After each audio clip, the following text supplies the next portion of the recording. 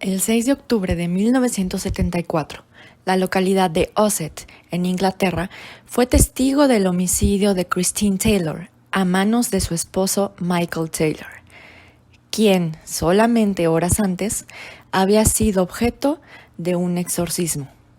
Por ello, y a raíz de la incapacidad de los padres de liberar a Michael Taylor de todos estos demonios, fue la razón por la cual este fue el último exorcismo de la Iglesia Anglicana. Mis estimados, muy buenas noches. Les habla Señor Oscuro y hoy hablaremos del homicidio en Ossett. Bienvenidos a Señor Oscuro. Mis estimados, ¿cómo están? Muy buenas noches. Les habla Jessica de parte de Señor Oscuro y bienvenidos a otro episodio de la parte paranormal de Señor Oscuro. Antes de empezar, como siempre, quiero mandarle un fuerte saludo a Pepe y a Oscar de Señales Podcast. Si no los conocen, búsquenlos en sus redes sociales como son Facebook, YouTube, Instagram y Spotify. Y para que no se pierdan nada de nuestros próximos estrenos y episodios, los invitamos a seguirnos en nuestras redes sociales como son Facebook, nos pueden buscar como Señor Oscuro o en la dirección www.facebook.com/ms.oscuro y también en Instagram como Señor Oscuro o directamente en nuestro usuario colectivo.sr.oscuro. Ahora, pues antes de empezar con el episodio de hoy, tengo que dar un aviso legal por esta cuestión. La verdad es que este es el episodio en el que hasta ahora voy a hablar de detalles bastante fuertes que ocurrieron en el homicidio de Christine Taylor. Que la verdad es que, comparado con otros asesinos seriales, no hizo absolutamente nada, la verdad, porque hay asesinos seriales peores, pero hasta ahora es de los episodios más gráficos que van a existir en el canal. Entonces, como vamos a hablar de varias cuestiones de homicidio, maltrato animal, y cómo Michael Taylor mató a su esposa, los detalles pueden ser muy gráficos. Por ello, si ustedes son sensibles a estos temas, pues yo preferiría que no escucharan este episodio, o que bien tuvieran discreción con ello, ¿no?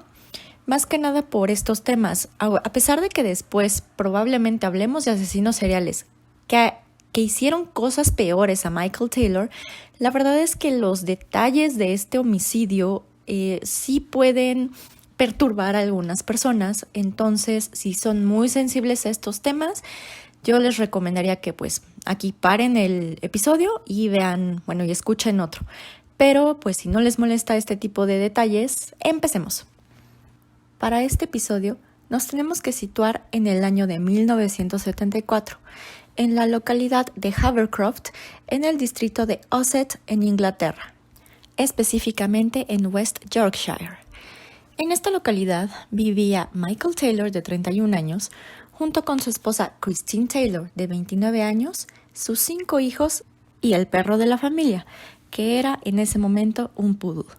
De acuerdo con los vecinos y los amigos de la familia Taylor, esta familia era feliz, la consideraban como una familia normal, parecía que no tenían problemas graves y específicamente cuando se referían a Michael decían que era un hombre apacible, pero que generalmente era bondadoso, era un padre que amaba a sus hijos y también era un padre que amaba a su esposa. Sin embargo, no todo era miel sobre hojuelas para Michael Taylor, ya que él, a pesar de que en ese momento se desempeñaba como carnicero, no podía mantener un empleo estable, derivado de dolores crónicos que sufría en la espalda por una lesión que obtuvo un año antes. Por ello se dice que Michael Taylor llegaba a tener episodios depresivos. A pesar de ello, parece ser que además de estos episodios depresivos que sufría Michael Taylor, no tenía alguna otra enfermedad mental detectada. Así que con la finalidad de ayudar un poco a Michael Taylor a superar estos brotes de depresión que tenía, una de sus amigas de nombre Barbara Wardman invitó a toda la familia Taylor a unirse a un grupo de estudio cristiano que estaba llevando sus sesiones en una iglesia cerca de Ossett. Realmente en ese entonces la población de Osset parece ser que era muy religiosa, sin embargo la familia Taylor no lo era, porque incluso no iba a los servicios cristianos o servicios de la iglesia los domingos, y además, de acuerdo con varias fuentes, incluido el propio testimonio de la madre de Christine Taylor, realmente esa familia no era adepta a llevar a cabo servicios religiosos, pero en esa ocasión Barbara Wortman pensó que realmente lo que necesitaba Michael y toda la familia era acercarse un poco a la religión. Entonces por ello los invitó a este grupo cristiano que en ese momento era liderada por la joven de 21 años de nombre Mary Robinson. Este grupo cristiano pues en un principio parecía normal, vamos a decirlo dentro de los parámetros que haría cualquier grupo religioso, ya que pues tomaban tazas de café, tomaban té, cantaban alabanzas, leían la Biblia, o sea, todo lo que se supone que se hace en un grupo cristiano. Pero aquí quien más atendía a las reuniones de este grupo era Michael Taylor, quien a pesar de ser previamente no creyente o no una persona tan religiosa, él acudía regularmente a este tipo de reuniones del grupo y se volvió un miembro bastante activo de la congregación. E incluso llegó a pasar bastante tiempo, y de hecho lo consideran que pasaba un tiempo sumamente inapropiado, con Mary Robinson. E incluso se empezó a alejar cada vez más de su familia y solamente le interesaba estar con Mary Robinson y con la congregación. Inclusive se empezaron a reunir miembros selectos de esta congregación y lo que hacían era que aparentemente, o bueno, de acuerdo a sus palabras, utilizaban el poder de Dios para exorcizar personas de sus pecados.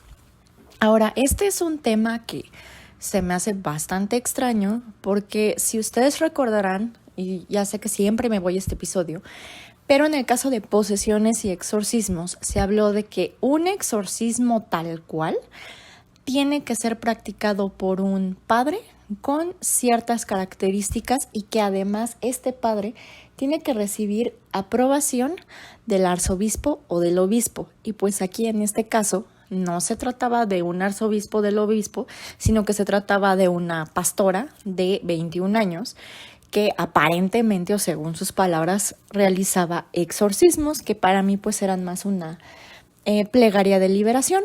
Pero bueno, aquí hay una gran bandera roja.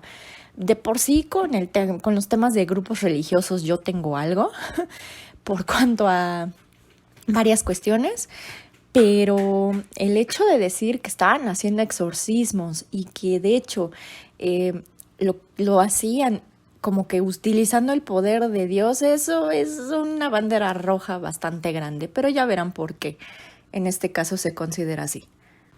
Y bueno, Michael Taylor se empezó a alejar cada vez más y más de su familia y empezó a pasar muchísimo más tiempo con Mary Robinson.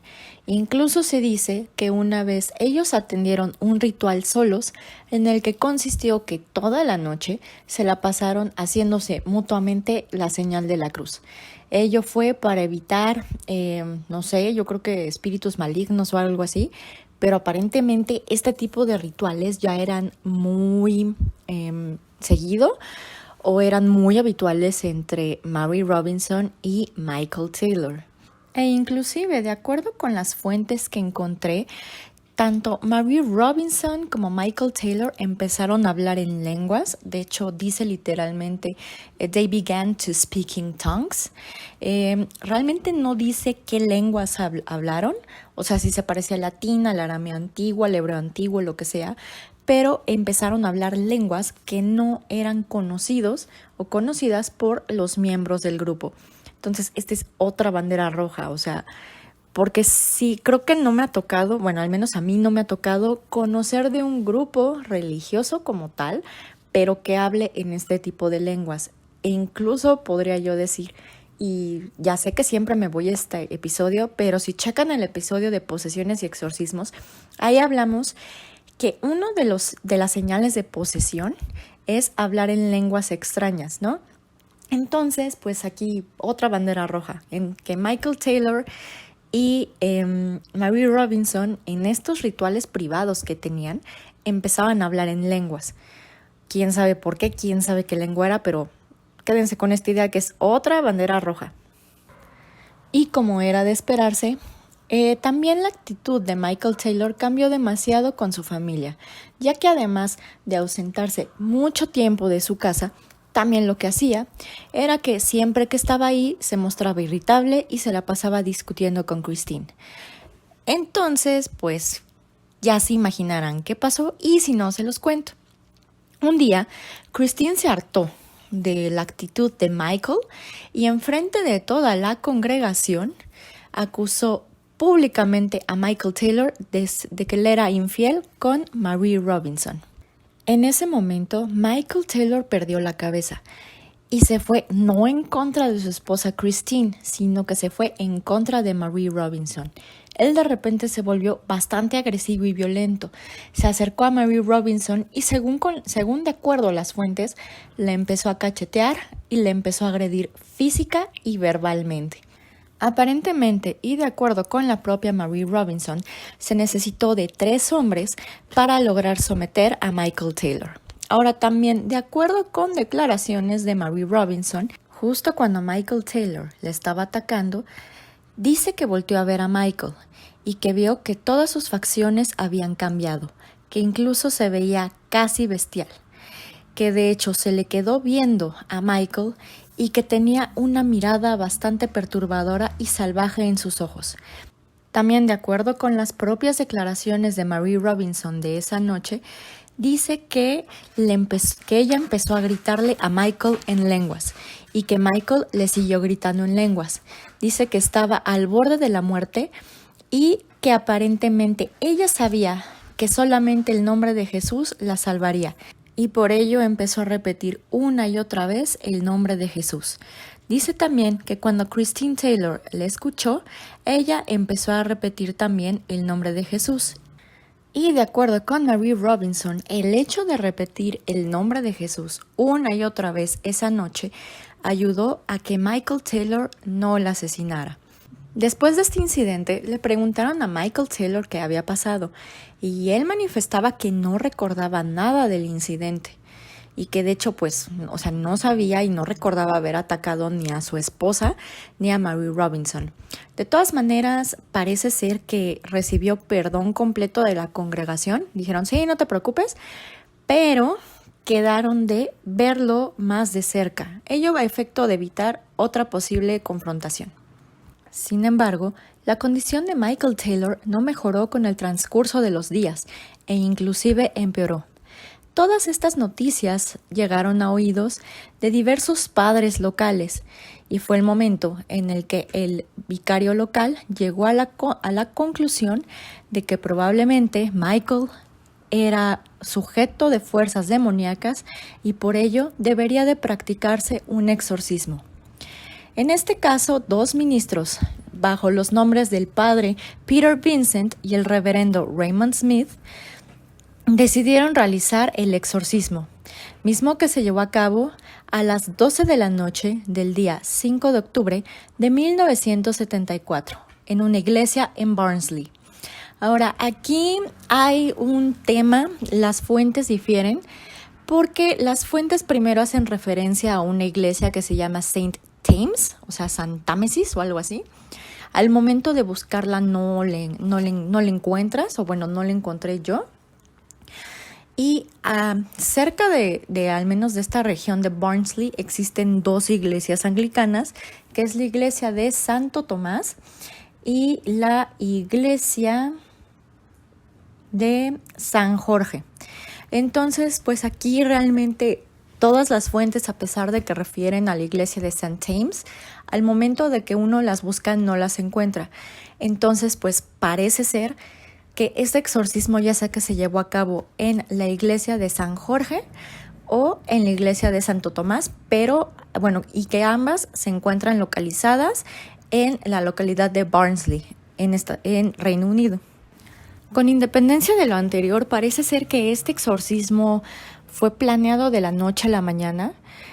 porque recordemos que para realizarse un exorcismo es necesario tener, número 1, el permiso del obispo o del arzobispo, y número 2, se tuvieron que haber hecho varias pruebas en materia de psicología para efectivamente descartar que Michael Taylor no tenía una enfermedad mental.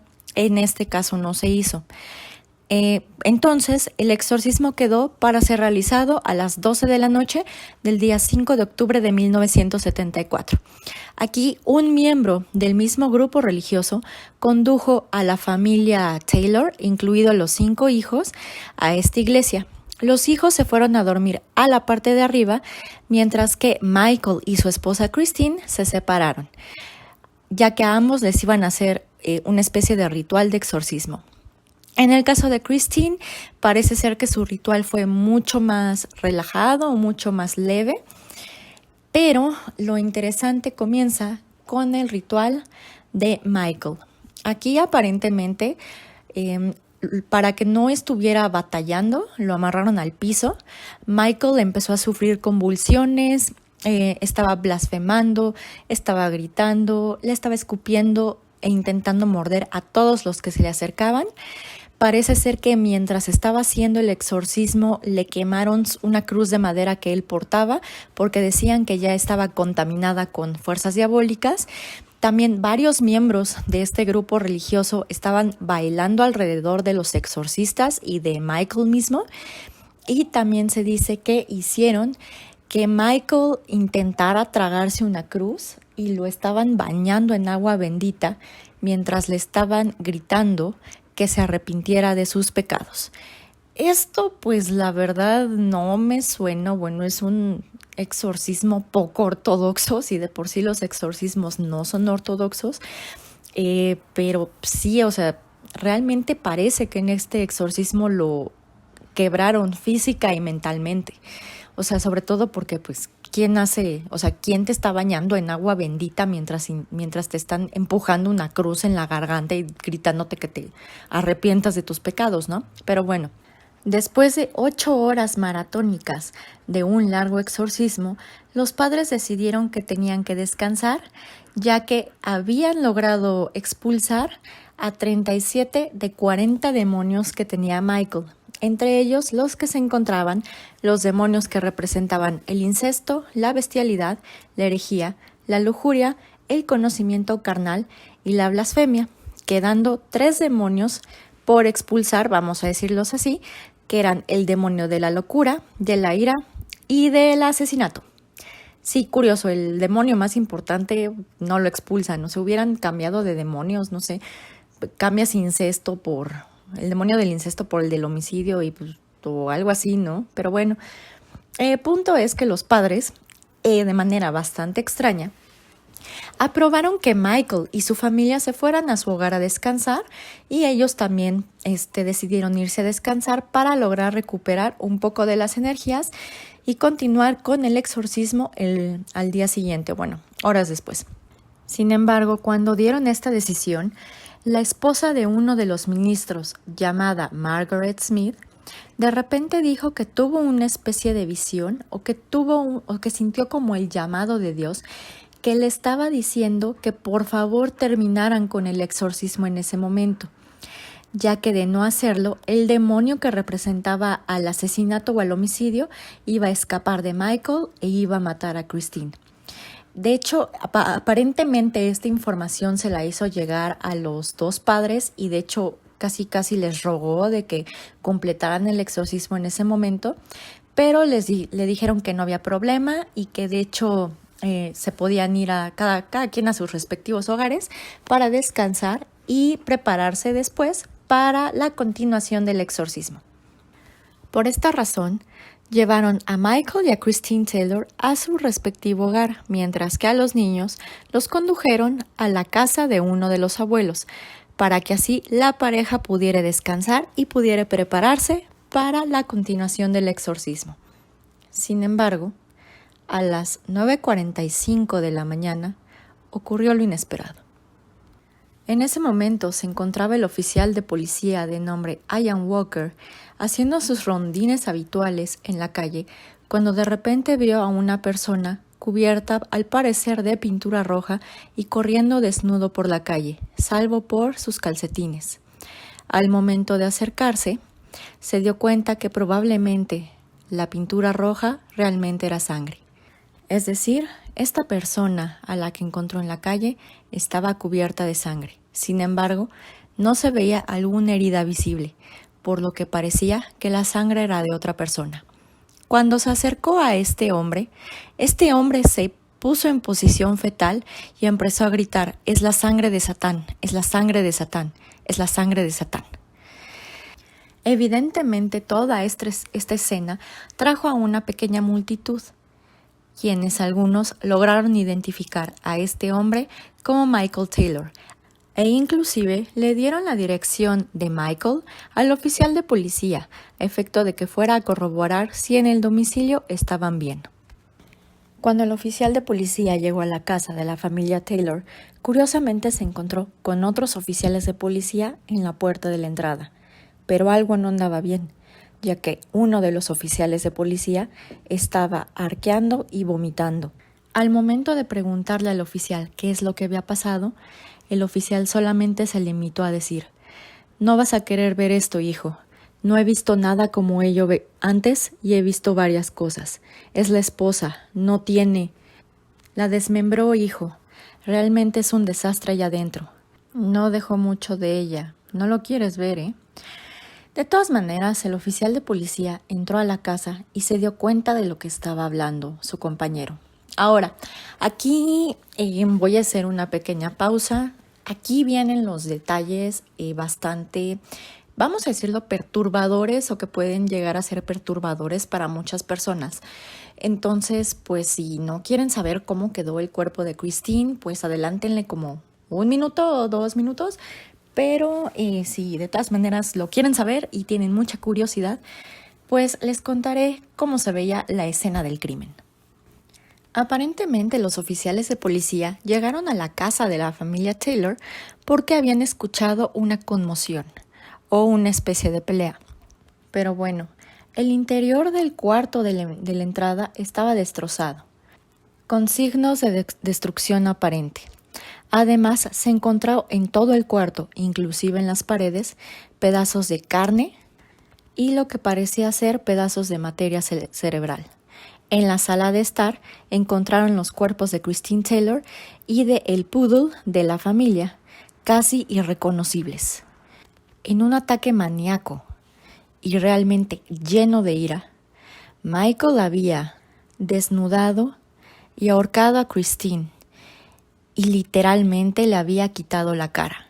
Así, en un ataque completo de ira y solo con sus propias manos, Michael le arrancó los ojos a Christine y le arrancó también la lengua, así como la carne de la cara, dejándole prácticamente los huesos expuestos, y por ello se encontraba prácticamente irreconocible. Por cuanto al perro de la familia, parece ser que Michael igualmente lo asfixió, le arrancó la lengua, los ojos, los dientes y parte del pelo del perro, y además lo desmembró miembro por miembro. Inmediatamente después de descubrir la horrible escena del crimen, Michael fue llevado a la estación de policía, y cuando se le preguntó horas más tarde, evidentemente después de declarar que ya estaba lo suficientemente racional para hablar, le preguntaron que intentara explicar qué es lo que había pasado. Así que le dijo al detective, al inspector Brian Smith, respecto del exorcismo que había ocurrido solamente horas antes, y cito: «Fue una noche bastante larga. Bailaron alrededor de mí y quemaron mi cruz, porque ya estaba contaminada por la maldad. Me tuvieron toda la noche en la iglesia. Vea mis manos. Estaba pegándole al piso. El poder estaba en mí. No pude deshacerme de él y tampoco ellos pudieron. Estaban muy tarde. Estaba compelido por una fuerza dentro de mí para destruir todo lo que vivía en esa casa». Ahora, aparentemente que Michael decía que no se acordaba absolutamente nada del homicidio de Christine y de hecho manifestó que amaba a su esposa, cuando le preguntó el detective Smith cómo se sentía en ese momento, Michael respondió, y cito: «Liberado, me siento liberado. ya se ha hecho. La maldad dentro de ella ha sido destruida.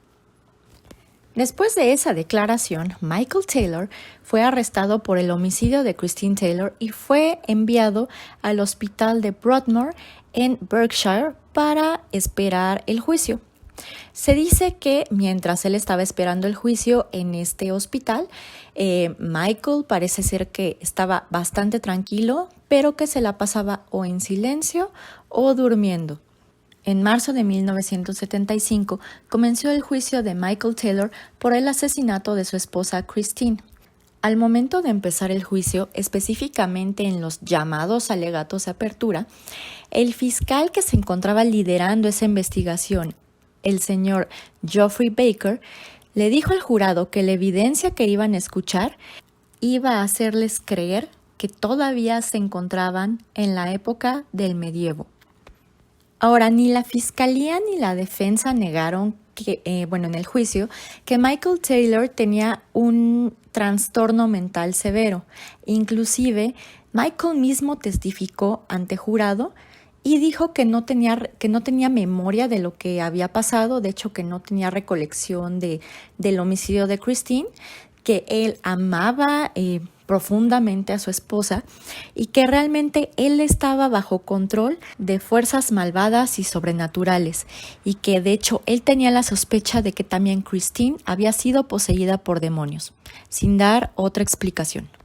Su abogado defensor de nombre Harry Ognall desacreditó este grupo cristiano en el cual estaba sumergido Michael Taylor y del cual era pastora Mary Robinson, diciendo inclusive que este grupo, lejos de ser un grupo de estudio, era más como un culto de fanáticos que había logrado influenciar a Michael a través del control mental e indoctrinándolo de tal manera que ellos estaban alimentando la enfermedad mental que actualmente o que en ese momento padecía Michael Taylor.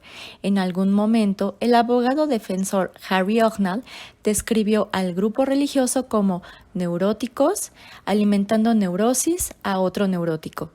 También, básicamente lo que dijo el abogado defensor fue que le echó la culpa, vamos a decirlo así, al mismo acto de exorcismo, ya que realmente lo que dice la defensa es que este acto de exorcismo lo que hizo fue terminar de quebrar a una persona que ya se encontraba perturbada mentalmente. Y que lo que realmente hizo este exorcismo es que empujaron a Michael a una realidad, o vamos a decirlo como que a una situación de locura y de homicidio. Y también, curiosamente, les voy a leer una parte de los alegatos que hizo este abogado defensor que me parecen muy interesantes, que dicen lo siguiente, más o menos así. Soy consciente de que generalmente se considera inapropiado que un defensor exprese cualquier sentimiento u opinión personal sobre el caso en el que esté involucrado. Me temo que me resulta bastante imposible observar tales restricciones en este caso. Que se levanten los que realmente son responsables de este homicidio. La defensa sostiene que Taylor fue un mero peón y que la verdadera culpa yace en otra parte. La religión es la clave. Aquellos a los que se ha hecho referencia, y estos clérigos en particular, deberían estar con él en espíritu, ahora en este edificio y cada día que esté encerrado en Broadmoor, y no menos importante, el día en el que debe soportar la amarga reunión con sus 5 hijos que se quedaron sin madre. Al momento de interrogar al padre Vincent respecto de por qué siguió con un exorcismo cuando parecía que la cuestión de Michael Taylor era más una cuestión psiquiátrica, el padre Vincent solamente respondió que él sabía diferenciar entre cuestiones psiquiátricas y cuestiones de posesión demoníaca y que él creía fervientemente que en el caso de Michael Taylor se trataba de una posesión demoníaca. También los fiscales y los abogados defensores cuestionaron a Mary Robinson y ella solamente dijo que como Michael Taylor sufría de dolores crónicos en la espalda, que ella lo que quería hacer era ayudarlo, pero pues eso y prácticamente someterlo a un exorcismo para que después matara a su esposa, pues no es ayudarlo, ¿sí? En fin, el jurado deliberó y encontró a Michael Taylor inocente por el homicidio de su esposa Christine Taylor, derivado de razones de insanidad, ya que se determinó que legalmente y clínicamente Michael Taylor padecía de un trastorno mental y parece ser, o de acuerdo con las fuentes, lo detectaron con esquizofrenia. Ahora, esta cuestión también se utiliza en el derecho mexicano, ya que cuando se alegan cuestiones de trastornos mentales, se tiene que declarar que la persona no es culpable porque al momento de que ocurrió el delito o al momento de que lo cometió, esta persona no tenía la capacidad de comprender que lo que estaba haciendo era un delito, pero más o menos va así en el derecho mexicano. En fin, de todas maneras, a pesar de que lo encontraron como inocente por razones de insanidad, el jurado sentenció a Michael Taylor a 4 años en una institución psiquiátrica. Entonces, primero, los 2 primeros años los pasó en el Hospital de Seguridad de Broadmoor, y una vez concluidos estos 2 años en Broadmoor, Michael Taylor fue trasladado a la enfermería de Bradford Royal. Ahora, después de que concluyó el juicio, ¿qué pasó con todos nuestros protagonistas? Pues, por cuanto a la iglesia anglicana, este fue el último exorcismo que se practicó. De hecho, el arzobispado dijo en su momento que este tipo de exorcismos de patio trasero o algo así, está la traducción, eran bastante peligrosos y por ello ya, digamos que prohibió la práctica de estos exorcismos, o sea, por completo. Por cuanto al padre Vincent, después de este juicio, siguió sosteniendo a lo largo de los años que lo que realmente sufrió Michael Taylor fue una posesión demoníaca. Y realmente cuando se le preguntaba de este caso, lo único que respondía el padre Vincent era que Dios iba a traer lo bueno de este asunto en sus propios términos o a su propia manera, ¿no? Y más que por cuanto al otro exorcista que participó, que era el reverendo Raymond Smith, él sí admitió, parece ser que admitió, que la situación respecto de Michael Taylor no fue manejada correctamente y que entre comillas, exorcismo había fallado. Y esto no lo admitió directamente como tal, pero él dijo, años después de que ocurrió el exorcismo, que si las personas vienen a él con cualquier problema, él tratará de ayudar.